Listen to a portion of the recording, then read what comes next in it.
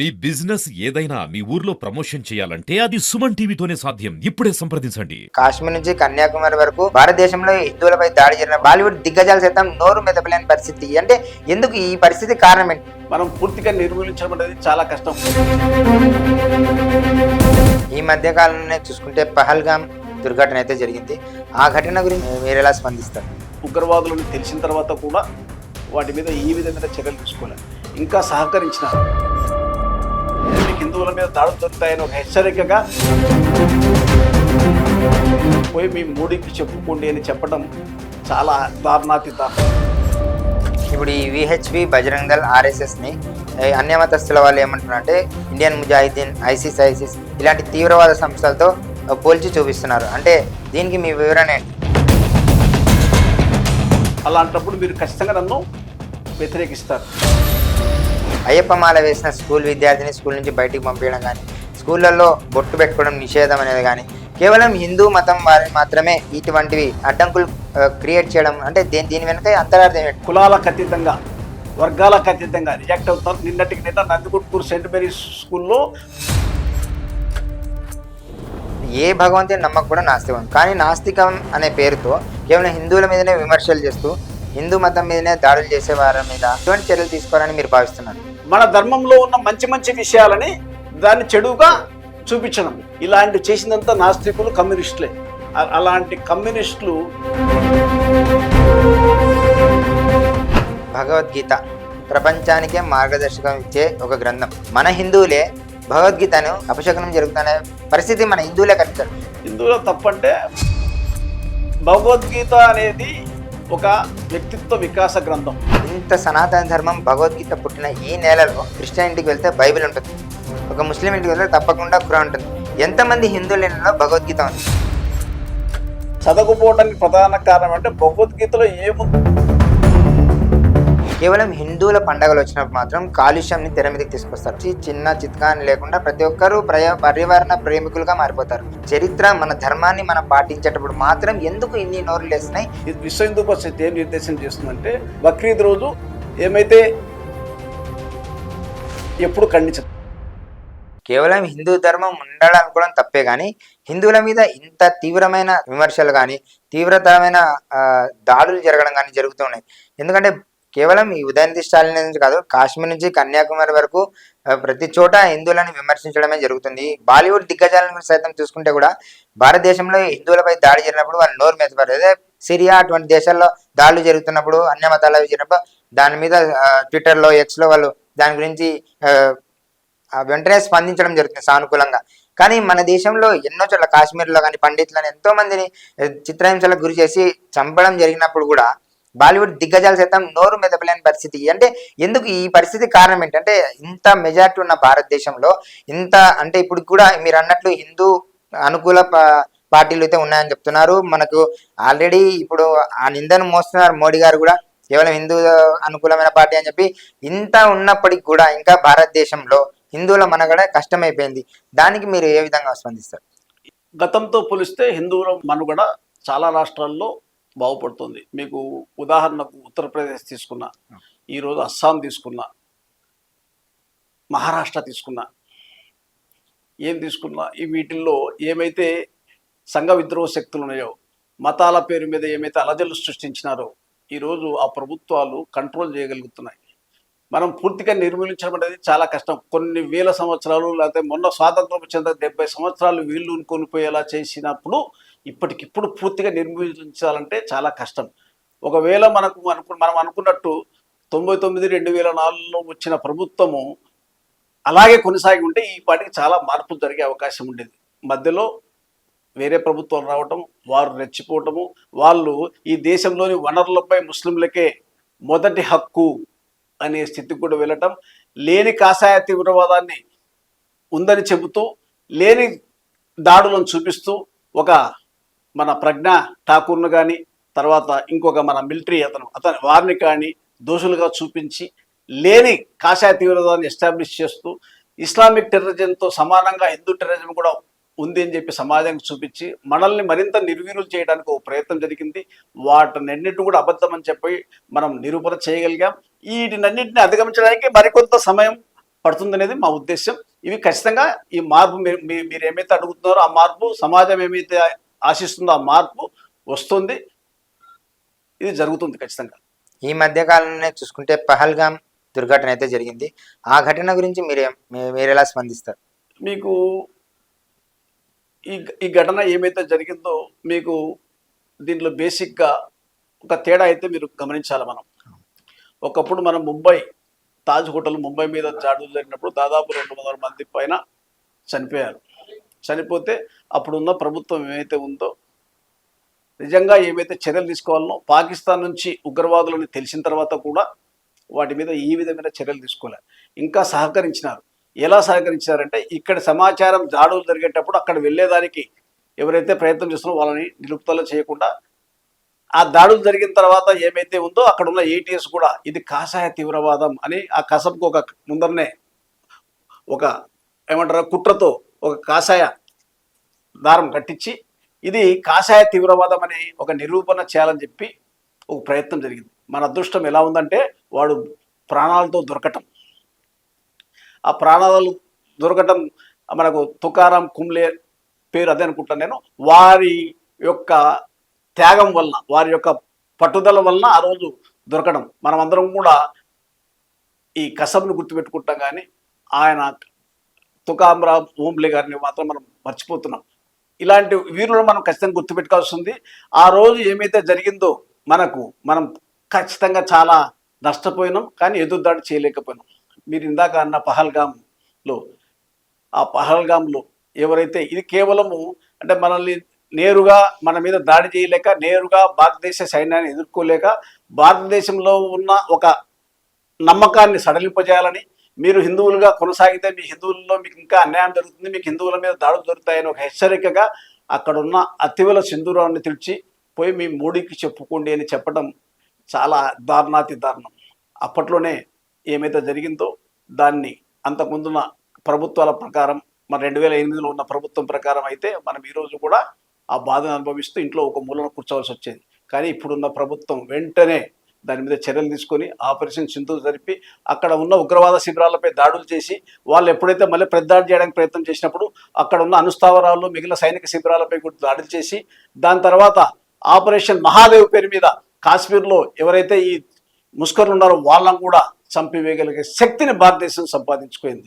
ముఖ్యంగా ఈ శక్తి రావడానికి కారణం ఏమంటే జాతీయవాద ప్రభుత్వం ఆత్మనిర్భర్ అనే ఒక పెద్ద కార్యక్రమం ద్వారా మనము మన ఆయుధాలని దిగుమతి చేసుకునే స్థాయి నుంచి ఎగుమతి చేసే స్థాయి వరకు వచ్చాము. ఇది చాలా గొప్ప విషయం. ఈ మార్పులు ఇంకా కొనసాగాలి. భవిష్యత్తులో ఇది చాలా మన ఫలితాలను ఇస్తాయి. ఇప్పుడు ఈ విహెచ్పి, బజరంగ్ దళ్, ఆర్ఎస్ఎస్ని అన్యమతస్తుల వాళ్ళు ఏమంటున్నారు అంటే ఇండియన్ ముజాహిదీన్, ఐసిస్ ఇలాంటి తీవ్రవాద సంస్థలతో పోల్చి చూపిస్తున్నారు. అంటే దీనికి మీ వివరణ ఏంటి? అంటే ఇది హిందూ ఉగ్రవాద సంస్థ అని అంటున్నారు కదా, దానికి మీరు ఇచ్చే సమాధానం? మీరు ఒక పని చేస్తున్నారు. మీరు ఏమైతే పని చేస్తున్నారో మీకు నేను అడ్డంగా ఉన్నాను. మీరు చేసే పనిని ఆపగలుగుతాను. మీరు చేసే పనిని తప్పని చెబుతున్నాను. అలాంటప్పుడు మీరు ఖచ్చితంగా నన్ను వ్యతిరేకిస్తారు. అందులో భాగమే తప్పితే హిందువులు ఎప్పుడు కూడా తీవ్రవాదులు గారు, హిందువులు ఎప్పుడు కూడా ఆయుధాలు పట్టలేదు, హిందూ సంస్థలు ఎప్పుడు కూడా ఇతరుల మీద దాడులు చేయడానికి సంసిద్ధం కావు. కాకపోతే ఒక దుష్ప్రచారం చేస్తూ ఒక నేరేటివ్ని క్రియేట్ చేసే ప్రక్రియలో భాగంగా వాళ్ళు చేస్తున్నారు. కానీ ఇవి ఎంత మాత్రం నిజం కాదు. అది సామాన్య ప్రజలకు కూడా అందరికీ తెలుసు. ఇంకా హిందూ సమాజం ఇప్పుడున్న యువత ఏం కోరుకుంటుందంటే మనం ఏమైతే సామరస్యం కోరుకుంటున్నామో అలా కాకుండా మనం కూడా ఎదురుదాడులు చేయాలనే భావజాలాన్ని మన దాకా చేరుతుంది. కానీ మనం వాళ్ళని ఇది కరెక్ట్ కాదని మనం నియంత్రిస్తున్నాము. ఈ విశ్వ హిందూ పరిషత్ కూడా ఎప్పుడు కూడా ఎవరి మీద దాడులు చేయాలని కోరుకోవట్లే. ఇంకా దాడులకు గురైంది విశ్వ హిందూ పరిషత్, దాడులకు గురైంది బజరంగ్ దళ్. ఇది ఇప్పుడు మనం చూసుకుంటే లేటెస్ట్ గానే అంటే ఈ మధ్య కాలంలో వచ్చిన వార్తలే, అయ్యప్ప మాల వేసిన స్కూల్ విద్యార్థిని స్కూల్ నుంచి బయటికి పంపించడం కానీ, స్కూళ్ళల్లో బొట్టు పెట్టుకోవడం నిషేధం అనేది కానీ, కేవలం హిందూ మతం వారిని మాత్రమే ఇటువంటివి అడ్డంకులు క్రియేట్ చేయడం అంటే దీని వెనుక అంతరార్థం ఏంటి? ఎందుకంటే వాళ్ళకు హిజబ్ ఉంటుంది, వాళ్ళని మాత్రం వాళ్ళ మతానుసారంగా వాళ్ళని రాణిస్తున్నారు. బట్ మన హిందువుల కేవలం బొట్టు పెట్టుకోవడం అనేది చాలా పెద్ద నేరం అయిపోయింది దేశంలో. అది దీన్ని ఏ విధంగా చూడొచ్చు? అంటే విశ్వ హిందూ పరిషత్ దీని మీద పోరాటం చేయడానికి సిద్ధంగా ఉందా? ముఖ్యంగా మన ఆచార వ్యవహారాలు ఏవైతే ఉన్నాయో వాటినన్నింటినీ కూడా మన నుంచి దూరం చేయాలన్న ఒక ప్రక్రియ చాలా గొప్పగా, చాలా ఘోరంగా కూడా జరిగింది. అంటే మనం ఏమైతే బొట్టు పెట్టుకుంటే వాడు ఒక మత పిపాసి, లేకపోతే అది ఒక ఆత్మనిందుకు గురయ్యే విధానం అని మన మగవాళ్ళు పెట్టుకొనివ్వకుండా ఈవెన్ ఆడవాళ్ళు కూడా వాళ్ళ అందం పోతుందని ఇంకోటి ప్రచారం చేస్తూ వాళ్ళను కూడా బొట్లు ఇంత బొట్ల నుంచి ఇప్పుడు చిన్నగా పెసరగించేంత బొట్టుకొచ్చేసినారు. వీటిని ఒక భావజాల నిర్మాణం చేస్తూ మనలోని ఏమైతే ఆచారం ఉందో, మనలోని ఏమైతే సంస్కృతి ఉందో వాళ్ళని దూరం చేసే ప్రక్రియ నిరంతరం కొనసాగింది. మన నమ్మకాలు ఏమవుతున్నాయో, మన ఆచార వ్యవహారాలు ఉన్నాయో వాటి శాస్త్రీయతని మనకు తెలియజేయకుండా, వాటిలోని సైన్స్ని మనకు ఎప్పుడూ చెప్పనివ్వకుండా, మనం దాన్ని గ్రహించకుండా చేసినప్పుడు ఏమైందంటే అది ఒక మూఢనమ్మకం కింద మార్పు చెందుతుంది. ఇవన్నీ మూఢనమ్మకాలు అని చెప్పి తెలియజేస్తూ, మీకు అంటే ఈ సోషల్ మీడియా రాకముందు కూడా మన అయ్యప్ప స్వామి మాల కానీ మిగిలిన మాలలు కానీ వేసినప్పుడు వాటిని అక్కడ ఉన్న స్కూళ్ళు కానీ మిగిలిన వర్గాలు కానీ ఎప్పుడు నియంత్రిస్తూ అణచివేసే ప్రయత్నం నిరంతరం కొనసాగింది. మన అదృష్టం ఏమంటే సోషల్ మీడియా ప్రభావంతో ఈరోజు ఎక్కడ ఏ పాఠశాలలో అయ్యప్ప స్వామి గురించి జరిగినా, ఏ మన శివమాల మీద చిన్న దాడి జరిగినా అప్పటికప్పుడు మన స్వాములు కులాలకు అతీతంగా, వర్గాలకు అతీతంగా రియాక్ట్ అవుతున్నారు. నిన్న నందికొట్కూరు సెయింట్ మేరీస్ స్కూల్లో అక్కడ ఉన్న హెడ్ మిస్సెస్ అక్కడ ఒక అబ్బాయి మాల వేసుకొని వస్తే ఆ అబ్బాయిని న్యూనతకు గురి చేసి తప్పు అని చెప్పి అమ్మాయి హెడ్ మిస్ట్రెస్ 2 దెబ్బలు వేస్తే ఆ విషయం క్షణాలలో అక్కడున్న అయ్యప్ప స్వామి గుళ్ళు ఉన్న వాళ్ళకి చేరిపోతే వాళ్ళందరూ వచ్చి ఆమె మీద దాడి చేసినంత పని చేసి మన నియంత్రణ లేక మళ్ళీ అక్కడ మన వాళ్ళే సంయమనం పాటించి ఆమె క్షమాపణ చెప్పించుకొని అప్పటికప్పుడు జరిగింది.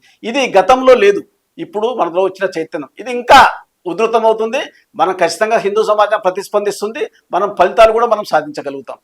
ఈ నాస్తికవాదం అనేది మీరు వినే ఉంటారు. నాస్తికవాదం అంటే ఏ భగవంతుని నమ్మకం నాస్తికం. కానీ నాస్తికం అనే పేరుతో కేవలం హిందువుల మీదనే విమర్శలు చేస్తూ హిందూ మతం మీదనే దాడులు చేసే వారి మీద ఎటువంటి చర్యలు తీసుకోవాలని మీరు భావిస్తున్నారు? ముఖ్యంగా నాస్తికవాదం అనే పేరు మీద హిందువులని అంటరాని వారిగా చేయడంలో, అంటే హిందూ సమాజాన్ని అంటరాని వారిగా చేసింది ముఖ్యంగా కమ్యూనిస్టులు. ఒకప్పుడు భారతదేశంలో కమ్యూనిజం బాగా వ్యాప్తి చెందింది. వాళ్ళ ఒంటెత్తు పోకడలు, కేవలం హిందూ సమాజాన్ని టార్గెట్ చేయటం, కేవలం హిందువులనే తప్పుగా చూపించడం, కేవలం హిందువులనే లోపాలను చూపించడం. మీకు చిన్న చిన్న విషయాలు మీకు నేను అంటే ఈ నాస్తిక రచయితల వల్ల, నాస్తికుల వల్లనే మన ధర్మం మీద కొన్ని ఏదన్నా మనం పోగొట్టుకుంటే గోవింద అని మన దేవుణ్ణి తక్కువ చేయడం, దాంట్లో ఒక న్యూనతను క్రియేట్ చేయడం. అలాగే ఎవరన్నా అరిస్తే అచ్చింతలు పడ్డాయి కదా, ఇవన్నీ కూడా ఏంటంటే మన ధర్మంలో ఉన్న మంచి మంచి విషయాలని దాన్ని చెడుగా చూపించడం. ఇలాంటి చేసినంత నాస్తికులు కమ్యూనిస్టులే. అలాంటి కమ్యూనిస్టులు ఈరోజు ఎంతకు పరిమితం అయిపోయినారనేది సమాజానికి అంత తెలుసు, మీకు తెలుసు. రాబోయే సంవత్సరాల్లో ఈ కమ్యూనిజము, నాస్తికవాదం అనేది ఇంకా తగ్గిపోతుంది. హిందూ ధర్మంలోని శాస్త్రీయత అనేది ఇప్పుడున్న సోషల్ మీడియా అనుకోండి, లేకపోతే విశ్వ హిందూ పరిషత్ అనుకోండి, లేకపోతే హిందూ సంస్థలు అనుకోండి, అవి కూడా నిరంతరము శాస్త్రీయతను ప్రచారం చేసి జనాలలో మన ఆచార వ్యవహారాల్లో ఉన్న శాస్త్రీయతని తెలియజేసుకుంటాయి. మీకు అందరికీ తెలుసు, మనం గడపకు పసుపు ఎందుకు పూస్తాం, మన ఇంట్లో తిరగబాతలు, మన పోపులు మనం ఎందుకు జీలకర్ర ఆవాలు ఇవన్నీ ఎందుకు వేస్తాం, మనం గుడి ప్రదక్షిణలు చేస్తే మనకు జరిగే మంచి ఏంటి, గుళ్ళో దీపం చూస్తే మనకు వచ్చేది ఏంటి, గుళ్ళో మనం హారతి చూస్తే మనం కళ్ళకు అద్దుకుంటే వచ్చే ఫలితం ఏమి, మనం గుళ్ళో తీర్థం తీసుకుంటే మన శ్వాసనాలు ఎలా క్లియర్ అవుతాయి, ఇలాంటివన్నీ కూడా ఇది వరకు మనకి ఎవరు చెప్పేవాళ్ళు లేరు, తెలియజేసేవాళ్ళు లేరు. ఈరోజు చాలా మందికి విషయాలు తెలియజేయబడుతున్నాయి. మనం కూడా పరిషత్ తరపున ఈ విషయాలని ప్రస్ఫుటంగా చెప్పగలుగుతున్నాము. ఎప్పుడైతే మన ధర్మంలోని ఆచారాల్లో శాశ్వత ఉందో ఆచరించే వాళ్ళు పెరుగుతున్నారు, పాటించే వాళ్ళు పెరుగుతున్నారు. ఇది పెరిగే కొద్దీ మనం ధర్మం మరింత వ్యాప్తి చెందుతుంది. ఇందాక చెప్పాను నేను మీకు, విజ్ఞానం పెరిగే కొద్దీ హిందూ ధర్మం విశ్వవ్యాప్తం అవుతుంది అని వివేకానంద గారు చెప్పిన కోట్ చేశాము. ఇప్పుడు కూడా మళ్ళీ ఇంకోసారి రిపీట్ చేస్తున్నాను. భగవద్గీత ప్రపంచానికే మార్గదర్శకం ఇచ్చే ఒక గ్రంథం. భగవద్గీతని ప్రపంచ దేశాలలో కీర్తిస్తున్న సమయంలో మన హిందువులే భగవద్గీతను మనిషి చనిపోయినప్పుడు పెట్టే ఒక దానిలాగా దాన్ని ట్రీట్ చేశారు. ఇప్పుడు భగవద్గీత అంటే ఎవరో చనిపోయారు లేదా ఏదో అపశకునం జరుగుతున్న పరిస్థితి మన హిందువులే కనిపించారు. ఇది హిందువుల తప్పే అని మీరు 100% సమర్థిస్తారా? హిందువుల తప్పంటే మనకు తెలియనితనం, మనకు తెలియనివ్వకపోవడం, మనం తెలుసుకోలేకపోవడం. భగవద్గీత అనేది ఒక వ్యక్తిత్వ వికాస గ్రంథం. ఇది ఏ మతానికి లేకపోతే చెందని చెప్పొచ్చు, లేకపోతే అందరూ చదివేదని చెప్పొచ్చు. ఇది చదివిన వాడు భవిష్యత్తులో వాడి జీవితంలో ఏమైతే ఒడిదుడుకులు వస్తాయో, ఏమైతే వాడు ప్రెజర్ ఫీల్ అవుతాడో, ఏమైతే వాడు భవిష్యత్తు కొరకు గైడెన్స్ కావాలనుకుంటాడు, ధైర్యంగా ముందుకెళ్ళాలనుకుంటాడు, ఈ విషయాలన్నీ కూడా భగవద్గీత చదవటం వల్ల జరుగుతాయి. కానీ ఈ విషయాలని భగవద్గీత చదవటం వల్ల మనకు వస్తాయని చెప్పి భగవద్గీత గురించి తెలియనివ్వకుండా మన పాలకులు కానీ మనం కానీ ఒక దాని ఒక ఆల్మోస్ట్ నిషేధిత గ్రంథం మాదిరి చేశారు. మీకు ఎక్కడో రష్యాలో ఉండే ఇదివరకు ఎప్పుడో 3-4 ఏళ్ళకి చూశాను భగవద్గీతను నిషేధించాలి అని. మన అదృష్టవశాత్తు అప్పటికి అక్కడ ఉన్న మళ్ళీ వాళ్ళు కొంతమంది దాంట్లో ప్రాశస్తం తెలుసుకొని నిషేధం చేయకుండా చేశారు. ఈ రోజు ఏ మత గ్రంథంలో లేనివన్నీ కూడా మన హిందూ గ్రంథాలు. మిగిలిన మతాలకు ఏమైతేనో వాళ్ళకి ఒక బుక్ 2 బుక్కులు ఉండొచ్చేమో, కానీ మనకు 100,000 పుస్తకాలు ఉన్నాయి, 100,000 మన మార్గదర్శకులు ఉన్నారు, మనకు 100,000 ప్రవక్తలు ఉన్నారు, మనకు 100 దేవుళ్ళు ఉన్నారు. నీకు ఏ దేవుని నమ్మినా నీ ఇష్టం. హిందూ ధర్మం ఏం చెప్తుంటే నీకు ఇష్టమైతే దేవుని నమ్ము, ఇష్టం లేదు దేవుని నమ్మదు, అయినా నువ్వు హిందువువే. నీకు ఇష్టమైతే దేవునికి మొక్కు, లేకపోతే దేవునికి మొక్కకపోయినా నువ్వు హిందువే. నువ్వు మొక్కితే నువ్వు ఇంకేదైనా హిందూ ధర్మం గురించి నువ్వు ప్రచారం చేసినా హిందువే, ప్రచారం చేయకపోయినా హిందూ. ఇలాంటి విషయాలు అనేక విషయాలు కూడా మన హిందూ ధర్మంకు చాలా బ్రాడర్ మైండ్తో విశాలమైన దృక్పథంతో హిందూ ధర్మం ఉంది. ఇంత విశాలంగా ఏ ధర్మం కూడా ప్రపంచంలో లేదు. మీరు ఇక్కడ దేవుని మొక్కినా హిందువుగా ఉండొచ్చు, మొక్కకపోయినా ఉండొచ్చు, నాస్తికునిగా హిందువుగా ఉండొచ్చు, నాస్తికు అయితే కూడా హిందూ చెప్పొచ్చు. కానీ ఇతర మతాల్లో మీరు నాస్తికుడిని చెప్పండి, నేను ఇస్లాంలో నాస్తికుడిని చెప్పండి, వెంటనే వాళ్ళు చంపేస్తారు. క్రైస్తవుల్లో నాస్తికుడు అనేవాడు ఉండడు. ఇంకొకటి ఏమంటే వాళ్ళు నువ్వు పాపం చేస్తే నిన్ను క్షమిస్తామంటాడు పాపం చేసామని, కానీ మనం పాపమే చేయొద్దని చెప్పి మన ధర్మం చెప్తుంది. ఇది మౌలికంగా హిందూ ధర్మం యొక్క తేడా. కాకపోతే మీరు చెప్పినట్లు భగవద్గీతకు మరింత ప్రచారం జరగాల్సి ఉంది, ఆ విధంగా జరగబోతుంది. కర్నూలులో కూడా హిందూ భగవద్గీత ప్రచార సంఘం ద్వారా దీనికి ఒక ప్రచారం చేయడానికి అని చెప్పి త్వరలోనే ఒక 600 ఆటోలకి ఈ భగవద్గీత సూక్తులు రాసి స్టిక్కర్లు కూడా తయారు చేసి, మొట్టమొదటిసారిగా నాకు తెలిసి రాయలసీమలో అయితే ఎక్కడ జరగలేదు, అది జరగబోతోంది. దానికి వాళ్ళకు సలహా ఇచ్చి దాన్ని చేయించడం అని కూడా దాంట్లో ప్రధాన పాత్ర నాదే. అది భవిష్యత్తులో కూడా మన భగవద్గీత ప్రచారం జరగబోతోంది. ఎప్పుడైతే మనం ప్రచారం జరుగుతుందో దాంట్లో మంచి ఉందని మనకు తెలుస్తుందో చదివే వాళ్ళు పెరుగుతారు. మీరు చెప్పింది బాగుంది, కానీ భగవద్గీత ప్రపంచ దేశాలందరూ ఆరాధిస్తున్న సమయం. సౌదీ అరేబియాలో కూడా ఇప్పుడు భగవద్గీతని పాఠ్యాంశాల్లో చేరుస్తున్నారు. కానీ ఇంత సనాతన ధర్మం భగవద్గీత పుట్టిన ఈ నేలలో మన హిందువుల ఇండ్లలో ఒక భగవద్గీత ఉండదు. ఒక క్రిస్టియన్ ఇంటికి వెళ్తే బైబిల్ ఉంటుంది, ఒక ముస్లిం ఇంటికి వెళ్తే తప్పకుండా ఖురాన్ ఉంటుంది. ఎంతమంది హిందువుల ఇండ్లలో భగవద్గీత ఉంది? దీని విషయం మీద మీరు ఎప్పుడన్నా, అంటే విశ్వ హిందూ పరిషత్ ఈ యాంగిల్లో ఎప్పుడన్నా ఆలోచించిందా? అసలు మన హిందువులలో భగవద్గీత లేకపోవడం ఎంత దౌర్భాగ్యం. భగవద్గీత లేకపోవడం దౌర్భాగ్యం అనే విషయం కాదు, కానీ భగవద్గీతని ఇళ్ళల్లో మనం పెట్టుకొని పూజా గదిలో పెట్టుకొని దాన్ని చదవకపోవడం మనం అందరం కూడా చేస్తున్నాం. దాంట్లో చదవకపోవడానికి ప్రధాన కారణం అంటే భగవద్గీతలో ఏముందో మనకి ఎవరు చెప్పేవాళ్ళు లేకపోవడం, భగవద్గీత మనకి ఏ దిశానిర్దేశం చేస్తున్నది మనకు తెలియకపోవడం, భగవద్గీత చదవడం వల్ల మనకు భవిష్యత్తులో ఏమి మంచి జరుగుతున్నది తెలియకపోవడం. ఆ దిశగా భగవద్గీత ప్రచారం జరగాలి, జరుగుతుంది. ఇది వరకు మనం భగవద్గీతని ఎక్కడో ఏదో చెప్తారు చూడు, ఏదో మ్యూజియంలో వస్తున్నా చూసేవాళ్ళం. ఇప్పుడు భగవద్గీత ఇంటింటికి చేరుతుంది. కానీ చదివే వాళ్ళకు మరింత జ్ఞానం అందించడానికి భగవద్గీత ప్రచారము, అలాగే భగవద్గీత క్లాసులు కూడా ఈరోజు ఫిజికల్గా ఈ మన గీతా ప్రచార సంఘం తరఫున జరుగుతుంది. అలాగే ఆన్లైన్లో కూడా గీతా ప్రచారం గురించి తెలుస్తుంది. దీనికి ముఖ్యం ఏమంటే మనం ఏమైతే మధ్య వయసులము, లేకపోతే ఈ వయసు ఒక స్థాయికి వచ్చిన వాళ్ళు ఎవరైతే ఉంటారో వాళ్ళు తెలుసుకోవడం కాకుండా వాళ్ళ పిల్లలకు కూడా భగవద్గీతలో జరిగే ఉన్నాయి. మీకు ఈ మధ్య ప్రతి స్కూల్లో కూడా భగవద్గీత క్లాసులు పరిషత్ తరపున భగవద్గీత పోటీలు జరుగుతున్నాయి. అనేక సంస్థలు కూడా భగవద్గీత పోటీలు, పిల్లలకు భగవద్గీత శ్లోకాలు కనీసం ఒక్క శ్లోకం నేర్పించి ప్రతి సంవత్సరం కూడా జరుగుతున్నాయి. పిల్లల్లో ఇంతకుముందు వచ్చిన వ్యతిరేకత కాకుండా ఈరోజు అంటే విద్యా సంస్థలు, విద్యాలయాలు కూడా భగవద్గీతను ప్రోత్సహిస్తున్నాయి. ఇది ఈ ఒరవడి కొనసాగాల, ఇంకా ఉధృతం కావాలా. పాఠ్యాంశాలలో ప్రధానంగా ప్రభుత్వాలకైనా భగవద్గీతను కూడా చేర్చగలిగితే ఇది మరింత ప్రాశస్తమే. భారత సమాజంలో హిందువులే కాదు ప్రతి ఒక్కరికి కూడా ఒక విధమైన వ్యక్తిత్వం ఏర్పడుతున్నది ప్రధాన విషయం. కులాల మధ్య సఖ్యత కుదర్చడానికి విశ్వ హిందూ పరిషత్ ఏదైనా ప్రత్యేకమైన కార్యాచరణ రూపొందించింది? ఎందుకంటే ఇప్పటికీ కూడా స్వతంత్రం వచ్చి ఇంత ఆధునికత వచ్చినా కూడా హిందూ మతంలో ఐకమత్యం లేకపోవడం వల్ల రాజకీయ నాయకులు దీన్ని వాడుకోవడం వల్ల అందుకే మనం ఎంతమంది ఉన్నా, మెజారిటీ ఉన్నా కూడా కేవలం ముస్లిం ఓట్ బ్యాంక్‌నే ఇంకా ఆశ్రయించాల్సిన పరిస్థితి రాజకీయ నాయకుల దగ్గర ఉంది. అలా కాకుండా హిందువులందరినీ ఈ కుల ప్రాతిపదన కాకుండా హిందూ ధర్మం మీద ఒక తాటి కింద నడిపించే ప్రాతిపదిక మీ దగ్గర ఏమైనా ఉన్నాయా? అంటే విశ్వ హిందూ పరిషత్ దగ్గర ఏమన్నా ఉన్నాయా?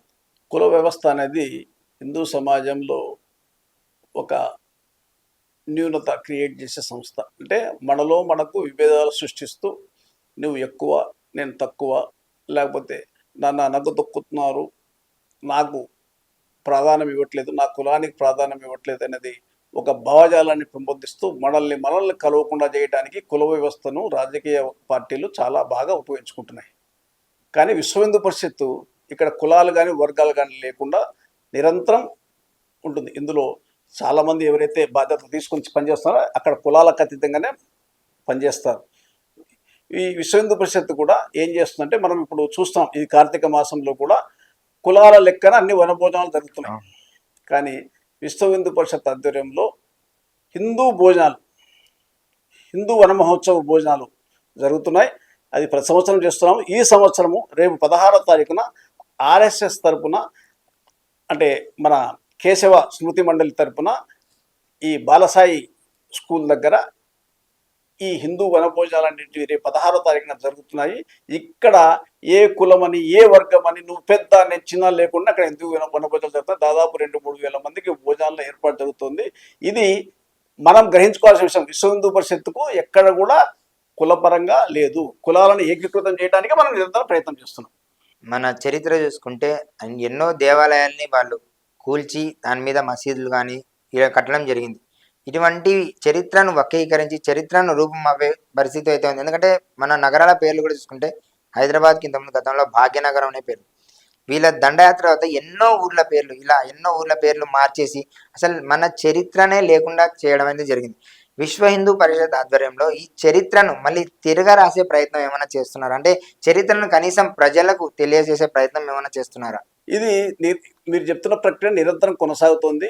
ఎక్కడైతే మనము ధర్మానికి అనుకూలమైన ప్రభుత్వాలు తెచ్చుకుంటామో అక్కడ ఈ మార్పులు కూడా జరుగుతున్నాయి. ఈ మధ్యనే మన ఔరంగాబాద్ పేరు సంభాజీ నగర్ అనుకుంటాను, అలహాబాద్ పేరు ప్రయాగరాజ్ అనుకుంటాను. చాలా విషయాలు కూడా చాలా ఊర్ల పేర్లు కూడా ఎక్కడైతే మనం బలంగా ఉండగలుగుతున్నామో హిందూ సమాజానికి ఒక ప్రేరణ ఇచ్చే దిశగా వాళ్ళ పేరు కూడా మార్చేస్తున్నారు. ఎక్కడైతే సెక్యులర్ పేరు మీద మత పార్టీలు ఏవైతే చేస్తాయో, హిందువులు ఎప్పుడు కూడా సెక్యులర్ పేరు మీద మత రాజకీయాలు చేయరు, కానీ సెక్యులర్ పేరు మీద మత రాజకీయాలు చేసే ఇతర పార్టీలు వాళ్లకు ఇది ఎప్పుడు కూడా ఈ ఘర్షణ అనేది కొనసాగుతుండాలి. సో వాళ్ళు అధికారం ఉన్నంతసేపు ఇంకా పెరుగుతాయి. మీరు ఈ మధ్య కర్ణాటకలో కూడా చూశారు ఏమైతే ఉన్నాయి. వీరికి ఒక రైల్వే స్టేషన్ పేరు కూడా మార్చడానికి ప్రయత్నం చేశారు. సో ఇలాంటివన్నీ జరుగుతూనే ఉంటాయి, వాటిని ఎదుర్కొంటూనే ఉండాలా. ఈ ఎదుర్కోవడంలో మనం ముందు సమాజంలో, మన హిందూ సమాజంలో భావజాలాన్ని మనం నిర్మితం చేసుకొని మనం ఏమైతే భవిష్యత్తులో దీన్ని కొనసాగిస్తామో, ఒక స్టేజ్ జరిగిన తర్వాత మనకు అధికారం ఎప్పుడైతే మన భావజాల నిర్మితానికి అధికారం ఎప్పుడైతే కష్టమవుతుందో ఆటోమేటిక్గా ఇవన్నీ కూడా మారుతాయి, కానీ సమయం పడుతుంది. రమణ గారు, మీకు ఒక ప్రశ్న, దీనికి మీరు నిజాయితీగా సమాధానం చెప్పాలి. విశ్వ హిందూ పరిషత్లో ఏ లోపాలు ఉన్నాయి? విశ్వ హిందూ పరిషత్లో ఎటువంటి లోపాలు ఉన్నాయి ఇప్పటికీ? ఇప్పుడు ఏ సంస్థలైనా సరే కొద్ది లోపాలు, వ్యక్తిగత అహంకారాలు, ఆధిపత్యాలు ఉంటాయి. మీకు ముఖ్యంగా ఏంటంటే సంస్థలో 2 రకాలు ఉంటాయి. ఒకటేమో బయట నుంచి వచ్చిన వాళ్ళు, ఒకటేమో సంస్థాగతంగా వచ్చిన వాళ్ళు. సంస్థాగతంగా వచ్చిన వాళ్ళకు మొదటి నుంచి కూడా సంస్థ ఆశయాలు, సిద్ధాంతాల మీద మంచి అవగాహన ఉండి ఈ లోపాలను అధిగమించి ఉంటారు. ఎప్పుడైతే బయట నుంచి వచ్చిన వాళ్ళు ఉంటారో వాళ్ళకు కొంత ఉంటాయి, ఇవి జరుగుతుంటాయి, కానీ ఇవి పెద్ద విషయం కాదు. ఎప్పటికప్పుడు సంస్థ ఎవరైతే నిర్దేశం చేస్తున్నారో, సంస్థకు ఎవరైతే మార్గదర్శకత్వం చేస్తున్నారో వాళ్ళు ఎప్పటికప్పుడు గమనిస్తూ మార్పులను చేస్తూ సందర్భాన్ని బట్టి, అవకాశాన్ని బట్టి ఆ మార్పులని తీసుకొస్తున్నారు. నిరంతర ప్రక్రియ ఇది. మీ ఉద్దేశంలో విశ్వ హిందూ పరిషత్లో ఎటువంటి మార్పులు రావాలని కోరుకుంటున్నారు భవిష్యత్తులో? అంటే కొంత వేగం పుచ్చుకోవాల్సిన అవసరం ఉంది మన కార్యాచరణలో అనేది నా వ్యక్తిగత అభిప్రాయం ఇది. కానీ పెద్దలు ఏం చేయాలనేది వాళ్ళకందరికీ తెలుసు, వాళ్ళకి అపారమైన అనుభవస్తులు. మనం చాలా దీంట్లో అంటే చాలా చిన్న అనుభవంతో మనం చెప్తున్నాము. సహజంగా మనం ఎప్పుడైతే పరిషత్తులో కొత్త వ్యక్తులుగా వచ్చామో మన భావజాలం ఏమైతే ఉంటుందో అప్పటికప్పుడు మార్పు జరగాలని కోరుకుంటాము. కానీ దానికి ఒక కార్యాచరణ చేసుకుని నిర్దేశం ప్రకారం సూచనల ప్రకారం జరగాల. ఇది హడావిడిగా స్పీడ్గా పనిచేస్తే ఏదైనా చిన్న దెబ్బ తగిలినా అది చాలా పెద్ద దెబ్బ మార్పు అవుతుందనే ఉద్దేశంతో పెద్దలు నిర్దేశం చేస్తుంటారు. కొంత వడిగా కొన్ని మార్పుల కొరకు అనుకూలమైన మనకు భావజాలం నిర్మితం అవుతున్నప్పుడు ఒక స్టేజ్కి చేరినప్పుడు కొంత వేగంగా మార్పులు రావాలి, లేకపోతే కార్యాచరణ కూడా ఉండాలని నా వ్యక్తిగత అభిప్రాయం. విశ్వ హిందూ పరిషత్లో యువత ప్రాధాన్యత ఎంత, అంటే యువతకు ఎటువంటి ప్రాధాన్యత ఇస్తే విశ్వ హిందూ పరిషత్లో బాగుంటుందని మీరు అనుకుంటున్నారు? ఒకప్పుడు విశ్వ హిందూ పరిషత్ అంటే పెద్దలు, కాసింత పరిణతి పొందిన వాళ్ళు, కాసింత మేధావులు ఇలాగే ఉండేది.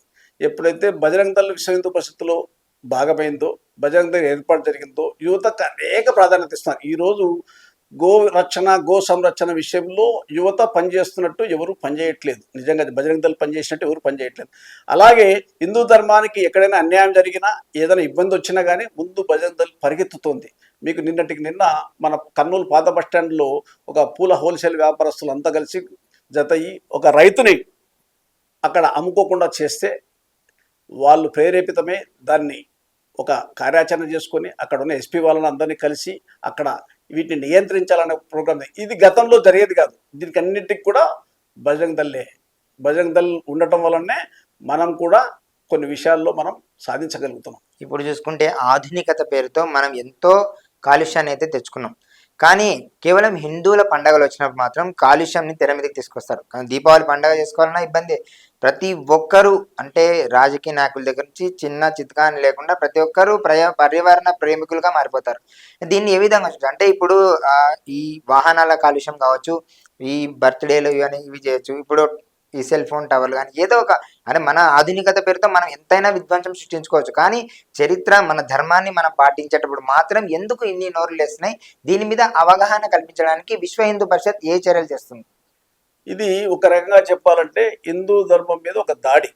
మీరు చెప్పినట్టు ఇందాక దీపావళి కానీ లేకపోతే వినాయక చవితి కానీ, సరే మనము వృద్ధి చెందే కొద్దీ కొంత మనం దారి మారి కొంత కెమికల్స్ ఇలాంటివి వాడుకోవటం వల్ల కొంత ఉండొచ్చు. కానీ విశ్వ హిందూ పరిషత్ ఏం నిర్దేశం చేస్తుందంటే, మనం దీపావళి అప్పుడు కానీ ఇంకోప్పుడు కానీ దీపాలకు ప్రాధాన్యత ఇవ్వాలా. మనం ఏమైతే వాడుతున్న వాటిలో గ్రీన్ క్రాకర్స్కి ప్రాధాన్యత ఇవ్వాలా, కాలుష్యం తగ్గే విధంగా చేయాలని చెప్తాం. అలాగే వినాయక చవితి అప్పుడు కూడా మనం మట్టి విగ్రహాలను ప్రోత్సహిస్తాం. మీకు ఈ పూజలో వాడే జాతికి మనం ఏమైతే ఈ ఆకులు ఇవన్నీ ఉన్నాయో అవి కూడా ఏమైతుంటే ఈ మట్టి నీళ్ళలో కలిసినప్పుడు నీటిని శుభ్రం చేస్తుంది. తర్వాత అలాగే ఈ ఆకులు ఏమైతే ఉన్నాయో అవి కూడా మనం నీళ్ళలో కలిపినప్పుడు నీటిని శుభ్రం చేసే అంశాలే. కానీ కాలక్రమేణా అంటే మట్టిని విగ్రహాలు కొంత పెద్ద విగ్రహాలు చేయలేకపోవడం, ఖరీదు ఎక్కువ కావడం వల్ల ఈ ప్లాస్టర్ ఆఫ్ ప్యారిస్ వచ్చేసి దాన్ని చేస్తుంది.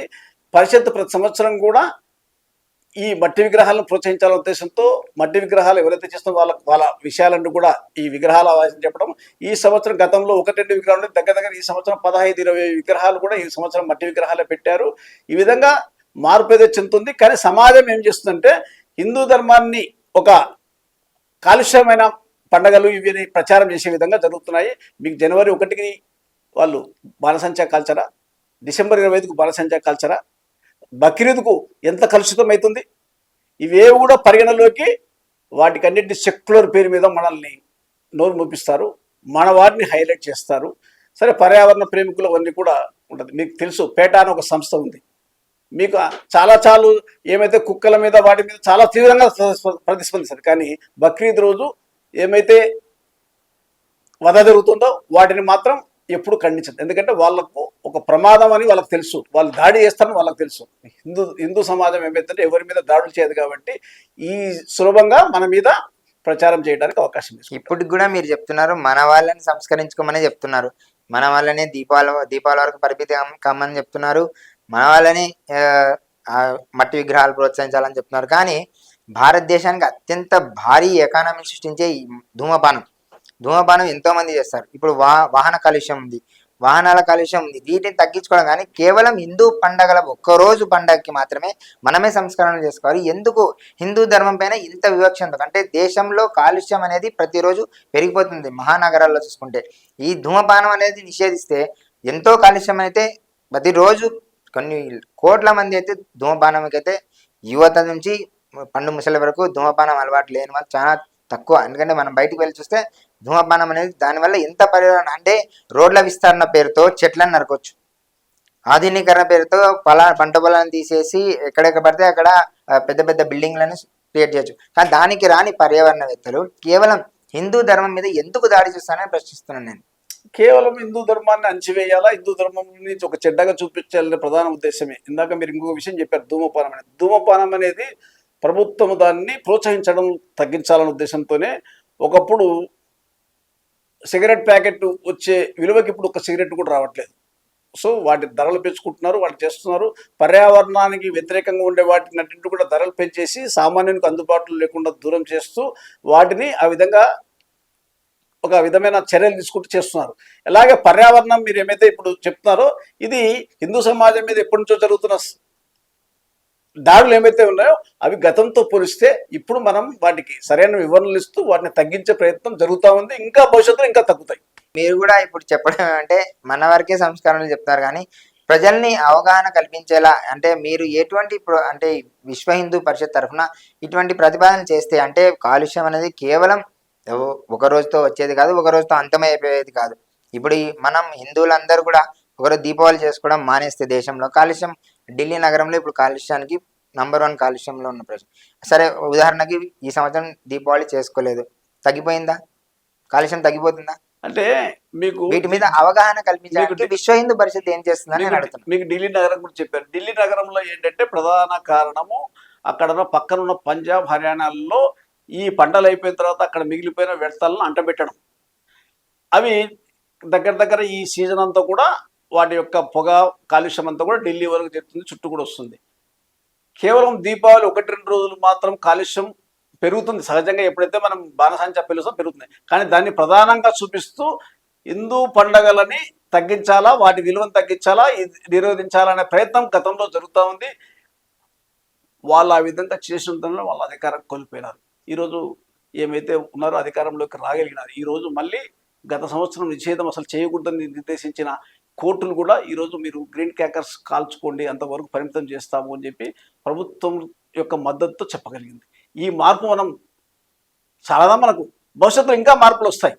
కేవలం ఇప్పుడు అంటున్నారు మీరు హిందూ ధర్మం అంటే హిందూ పండుగల్ని విమర్శించడమే జరుగుతుంది. కానీ హిందూ పండుగల్ని వ్యాపారంగా చేసుకొని మన పండుగలకు సంపాదించుకునేది అన్య మతస్థులే. మీకు తెలుసు, పూల వ్యాపారం దగ్గర నుంచి టెంకాయల వ్యాపారం నుంచి ఏ వ్యాపారం చూడండి మన హిందువుల నుంచి వాళ్ళకి వ్యాపారం అయితే జరుగుతూనే ఉంది.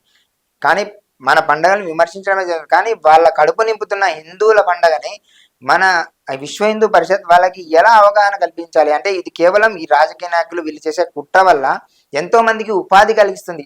హిందూ మతం అనేది కేవలం ఈ పండుగలు జరుపుకోవడం వల్ల కేవలం వాళ్ళ హిందువులు మాత్రమే సంతోషం కాదు, హిందువుల పండుగలప్పుడు పండ్లకు పూలకు అమాంతం రెక్కలు వచ్చేస్తాయి. అంటే మనం కొనడం అనేది ఆపడమే లేదు, ఎంత పెరిగినా పండుగలు జరుపుకుంటున్నాం.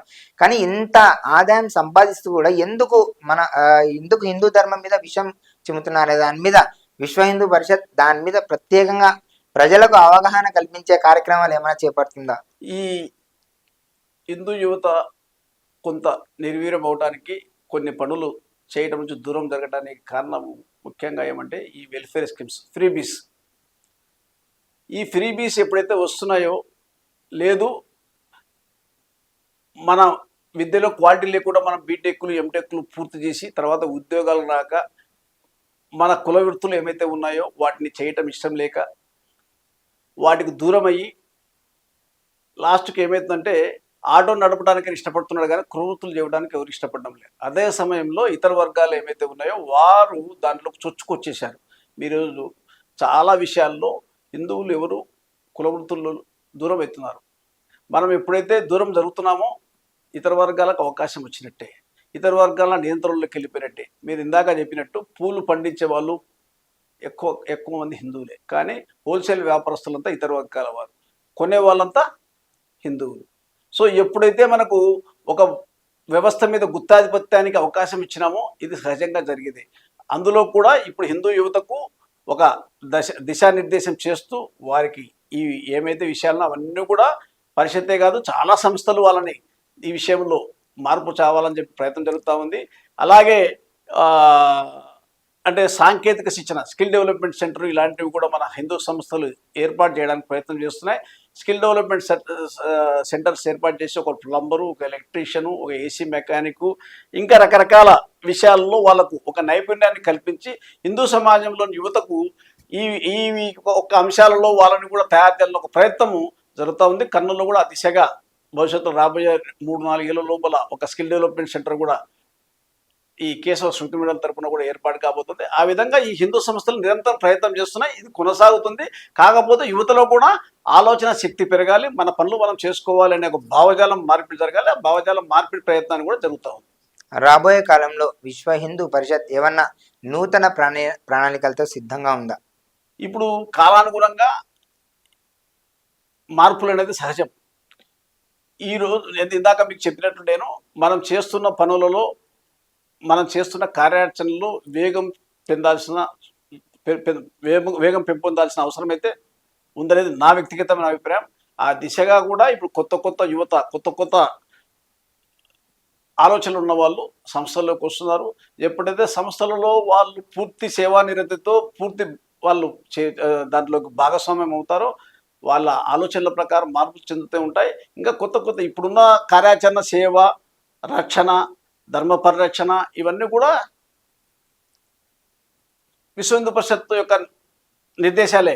ఏమైతే మనం మతాంతీకరణ జరుగుతుందో వాళ్ళని వెనక్కి తీసుకురావటం, మతాంతీకరణ జరగకుండా చూడటం, గ్రామాన విస్తరించడం, ఇవన్నీ ఎప్పుడు సాధ్యమవుతుందంటే ప్రతి గ్రామంలో కూడా మన సంస్థ యొక్క సమితులు ఏర్పడాలి. కనీసం అక్కడ కొంతమంది యువతని మనం సంస్థలో సభ్యులుగా చేర్చుకొని అక్కడ ప్రతినిత్యం మన ధర్మానికి సంబంధించిన ఆచార వ్యవహారాలు ఇలాంటివన్నీ నిర్దేశం జరిగినప్పుడు, ఎప్పుడైతే హిందువులు మీరు ఇందాక చెప్పారు భగవద్గీత అనేది అలాంటి ఇంటింటికి ప్రచారం జరగగలిగినప్పుడు, మనము ప్రతి ఇంటికి వీళ్ళు సువార్త చెప్తుంటారు, కానీ భగవద్గీత గురించి చెప్పే వాళ్ళు ఎవరు లేరు. కనీసం గుళ్ళో కూడా భగవద్గీత చెప్పే పరిస్థితి లేదు. ఆ విధమైన మార్పులు సమాజంలో వచ్చిన రోజున హిందూ ధర్మానికి ఇంకేది కూడా పోటీ కాదు. ఒక విశ్వ హిందూ పరిషత్ నాయకుడిగా హిందువులకు మీరిచ్చే సందేశం ఏంటి? ఒక్కటే, మనం ఏమైతే ఆచార వ్యవహారాలు ఉన్నాయో వాటిని ఖచ్చితంగా పాటించాలి. హిందూ ధర్మంలో 2: ధర్మ ఆచరణ, ధర్మ పరిరక్షణ. ధర్మ ఆచరణ అంటే మనం చేసే నోములు, వ్రతాలు, మనం చేసే పూజలు, మనం చేసే సత్సంగాలు, ఇవన్నీ కూడా ధర్మ ఆచరణలోకి వస్తాయి. ధర్మరక్షణ అంటే మన హిందువులకు సంబంధించిన ఏదైనా అన్యాయం జరిగినప్పుడు ఒక నిరసన, ఒక ధర్నా, లేదు ఒక కోర్టు ద్వారా ఏదైనా మనం ఒక పిల్లో లేదా కోర్టులో వేసి సాధించుకోవడం, ఎవరైనా పిలిచినప్పుడు ఆ సమావేశాలకు పాల్గొనడం, మన ధర్మాన్ని రక్షించుకోవడానికి ఏదైనా సూచనలు అందినప్పుడు వాటిలో భాగస్వామ్యం అవటం, ఈ 2 కూడా బ్యాలెన్స్ చేసుకోవాలి. అంటే ధర్మ ఆచారానికి మనం ఏమైతే ప్రాధాన్యత ఇస్తామో ధర్మ రక్షణకు కూడా సమాన ప్రాధాన్యత ఇస్తేనే మనం హిందూ ధర్మం కొనసాగుతుంది. మీకందరికి కూడా ఛత్రపతి శివాజీ గారు, మహారాణా ప్రతాప్ గారు, పృథ్వీరాజ్ చౌహాన్ గారు, వీళ్ళిద్దరు కూడా ధర్మ ఆచరణకు, వాళ్ళందరూ కూడా ధర్మ ఆచరణకు, ధర్మ పరిరక్షణకు సమానంగా ఇచ్చి చేశారు. సో అలాంటప్పుడు మనకప్పుడు పరిణమిల్లుతుంది, ధర్మం రక్షించబడుతుంది. ఇప్పుడు కూడా జరగాల్సిన మార్పు అయితే యువతలో కానీ ఏదంటే 2టికి ప్రాధాన్యత ఇవ్వాలి. ఒకటి చేసి ఇంకోటి వదిలేయకూడదు అనేది నా సూచన. చాలా సంతోషం అండి. మీ అమూల్యమైన సమయాన్ని కేటాయించి మా స్టూడియోకి వచ్చి విశ్వ హిందూ పరిషత్ గురించి ఎన్నో విషయాలు నాకు తెలియజేశారు. చాలా ధన్యవాదాలండి. నాకు అవకాశం ఇచ్చిన సుమన్ టీవీకి, మీకు ఈ సందేశాన్ని వినబోతున్న సుమన్ టీవీ ప్రేక్షకులకు కూడా అనేక నమస్కారాలు, ధన్యవాదాలు. చూసారు కండి, మరొక ప్రత్యేక అతిథితో మరీ ముందుకు వస్తాను. చూస్తూనే ఉండే Suman TV. This is Kishore signing off.